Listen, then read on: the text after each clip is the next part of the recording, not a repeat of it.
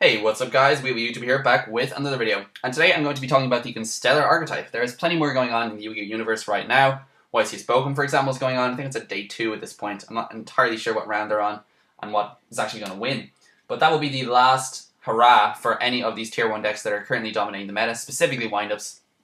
And I am ushering in a new format by discussing various decks that I feel are going to be competitive in the next format. As I said, today I'm going to be talking about the Constellar archetype. There will be a mirror video in which I talk about the Evilswarms, and I'm going to discuss their advantages and their disadvantages over one another.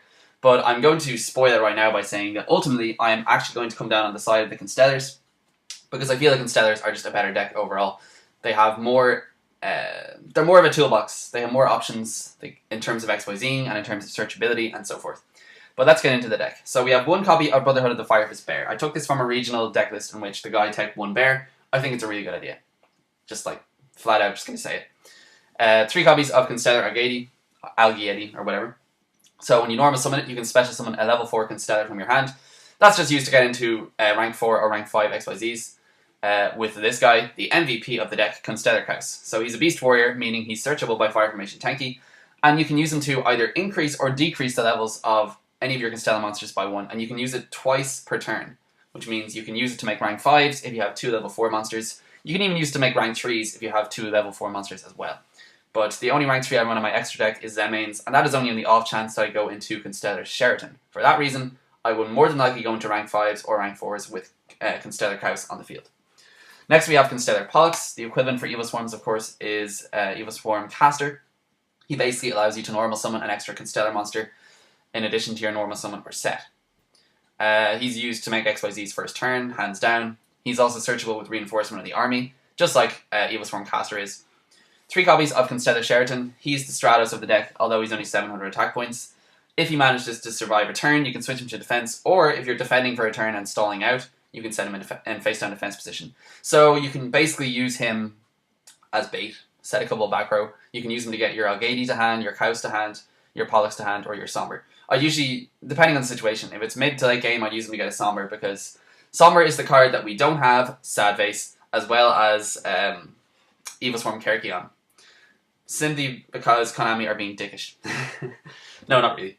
But we'll get him eventually. Basically what you do is you banish a Constellar from your grave, you add another one to your hand, and then you get an extra normal summon if you activate that effect. So essentially it's a 1-card XYZ. The one thing that, you know, Evilswarms can say is that they don't need their Kerkion right now, because they can still run 2 Rescue Rabbits, and they still have their vanillas. I mean, Constellars don't have that, so Constellars might be a little bit slower getting to the party, but they will get to the party, and when they get to the party, it'll be awesome. And finally, 1 Honest. That is another card that Constellars can run and Evilswarms cannot, because they run so many light monsters, so Honest is awesome. It pretty much guarantees you to win any battle that you choose.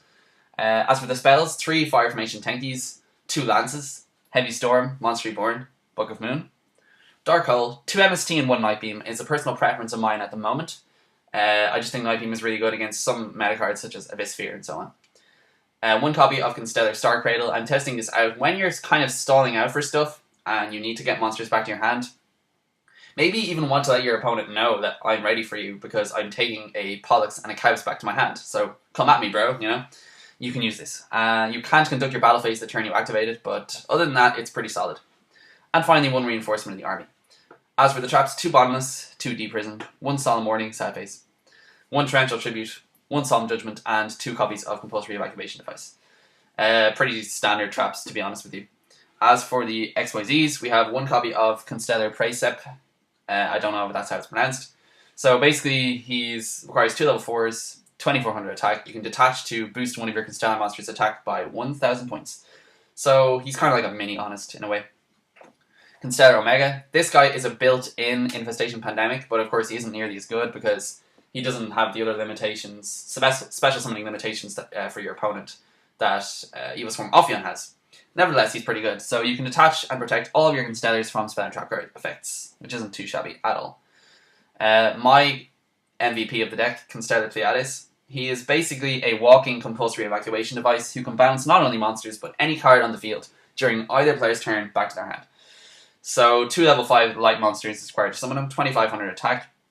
Bringing him out first turn with back row can be extremely frustrating for your opponent, because they just say to themselves, well, if I only set one back row, he's probably just going to bounce it. If I only set one monster and no back row, he's definitely going to bounce it, and then he's going to attack me directly for a bunch of damage. So what the hell do you do? You know, it could be an extremely frustrating card to play against. 2 copies of Constellar Ptolemy M7. This is when I've used on my XYZ materials on my Constellar monsters, and you can overlay him on top of any Constellar XYZ, which is awesome. He also has his own effect, but it can be activated during the turn he's special summoned, and I normally just use him to OTK if I want to bring out a big beater or something. 1 copy of Gaia Dragon the Thundercharger, 1 copy of Maestro the Symphony Djinn, Crimson Shadow Armor Ninja, Shockmaster, Brochosaurus. I was going to say Volcasaurus, but let's be honest, its name is Brochosaurus. Probably the best rank 5 XYZ in the game. It's just so stupid. It's won me way too many games to count. It's just ridiculous. So when this guy comes out, and he'll be coming out within the next couple of weeks, I implore you to get your hands on as many of them as possible and to use them as trade bait, because everybody is going to be after this card. I guarantee you. 1 Phono Knight Palladius. He's actually a really, really nice tech. I go into him quite a lot, actually. You basically negate a monster's face-up effects, you reduce its attack to 0, and when he's destroyed, you get to draw a card. So what more could you ask for? He's only a 2000 attack monster, but you can pretty much use him to get over any monster, and deal a big load of damage as well. 1 copy of Tierra's Keeper of Genesis. I go into him on occasion, very rarely first turn, because it's kind of a waste.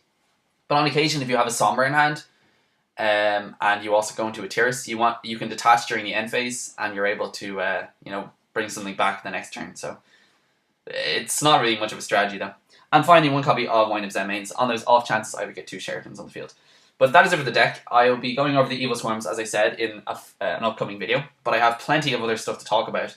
There's this new wind-up loop that we're talking about at the moment. That's why the Night Assailant is over there, as you can see. And there's plenty of other stuff going on as well. I'll be talking about YCS Bochum. If I can get any deck lists from that, I'll be talking about those. And other than that, just answering the March 2013 ban list. I'll probably be making a series of videos of the Tier 1 decks, or at least what I predict will become the Tier 1 decks and how they will answer the ban list. Anyway, that's it for the video.